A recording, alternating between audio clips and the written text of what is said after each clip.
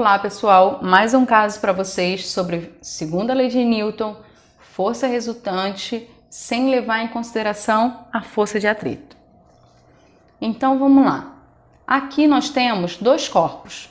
Lembrando, primeira coisa, marcar as forças e fazer a separação dos corpos, para depois eu fazer a força resultante, ok? Então, vamos lá. Todo corpo sempre tem a força peso. Então, significa que nós temos aqui o peso de A e nós temos aqui o peso de B. Outra coisa, se o corpo ele está sobre o plano, sempre vai existir a normal. E a normal ela é sempre perpendicular ao plano de apoio. Então, eu marco a normal em A e em B. Agora, esses dois corpos eles estão coladinhos, diferente do vídeo anterior que eu mostrei para vocês que estavam ligados por um fio, certo? Mas mesmo assim, existe aqui no meio desses corpos a terceira lei de Newton. Por quê? A força que eu vou exercer, ela está sendo exercida sobre quem? Sobre o A. E o A vai exercer uma força em B. Só que, sempre que você exerce uma força de ação, vai existir uma força de reação que nós precisamos marcar, tá? Então, ficaria assim, ó.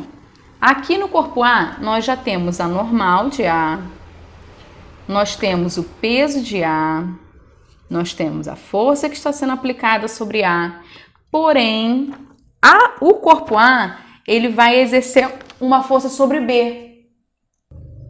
Esse corpo A, ele está exercendo, então vai ficar assim, ó. O corpo A, ele exerce uma força sobre B. Só que aqui existe uma força de ação e reação. Então, ou seja, o corpo B, vou colocar aqui F minúsculo, para poder diferenciar da força F. Então, ou seja, aqui vai ter uma força que B exerce sobre A. Aí nós temos o peso de B e nós temos a normal de B. Agora sim podemos fazer a força resultante. Somatório das forças que atuam num corpo é igual a sua massa vezes a aceleração. Lembrando, a aceleração do sistema ela é constante, por isso que nós trabalhamos sempre somente com um A, diferente da massa que muda, diferente das forças resultantes que vai mudar de acordo com cada situação, tá? Então vamos lá. Nesse caso, normal de A anula com a força peso de A. Porque o corpo está se deslocando na horizontal. Então, a vertical, ela vai fazer o quê? Se anular. Para isso, significa que elas têm o quê? O mesmo valor. Então, sobre A, só sobrou quem? A força F e a força de reação. Tá vendo? Então, vai ficar assim.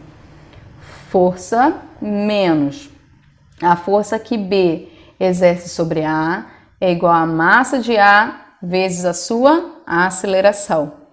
E no corpo B vai acontecer a mesma coisa. A normal de B anula com a força peso de B. Porque o corpo ele está andando na horizontal. Então a vertical ela vai se anular. Sendo assim, só sobrou quem? A força de ação, que no caso é a que o corpo A exerce sobre B, que é igual a massa de B vezes a aceleração do sistema. Lembrando que ela é constante, então agora nós podemos resolver. Vamos resolver por que caminho? Da soma, que é sempre o caminho mais fácil.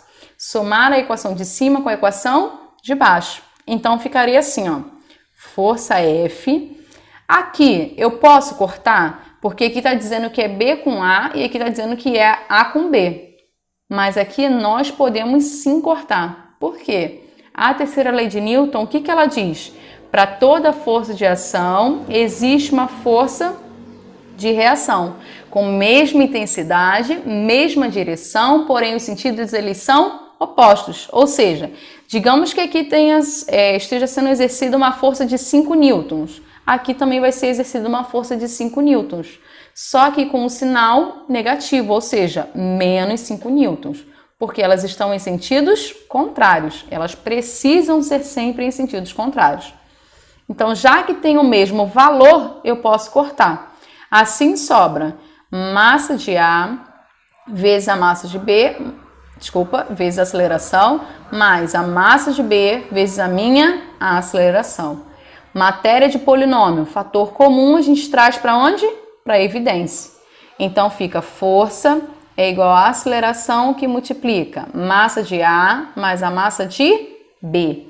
Agora uma dica que eu vou dar para vocês. Sempre que os corpos estiverem colados, tá? Digamos que tivesse mais um terceiro corpo aqui. A equação acaba sendo a mesma, tá? E no final ia só somar mais quem aqui? A massa de C.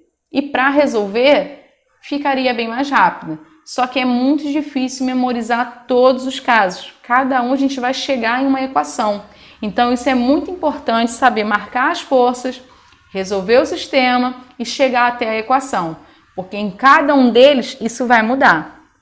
Mas se você memorizar, você também ganha tempo na prova, tá? Mas isso não é difícil. E também ajuda. Um exemplo aqui para vocês. Lembrando que como é uma equação, pode faltar qualquer um dos termos, tá? Basta a gente substituir agora cada um no seu devido lugar. Como ele me deu força, me deu massa de A, me deu massa de B, ele só pode estar querendo quem? A aceleração. A gente vai substituir. Então ficaria 100 newtons como força é igual a aceleração que multiplica massa de A que vale 80 mais a massa de B que vale 20. 100 é igual 80 mais 20, 100. Multiplicando vem para cá, dividindo. Então a aceleração seria 100 dividido por 100, que vai ser igual a 1 metro por segundo ao quadrado. Uma coisa que também eu preciso que vocês prestem atenção. E se ele perguntasse pela força que está sendo exercida sobre os corpos? Eu venho aqui em cima e substituo no sistema. Tanto na equação de cima quanto na equação de baixo. Tem que dar o mesmo valor. Isso é válido para qualquer situação, inclusive na que eu falei do vídeo anterior. Se lá eu perguntasse pela tração, também basta substituir no sistema.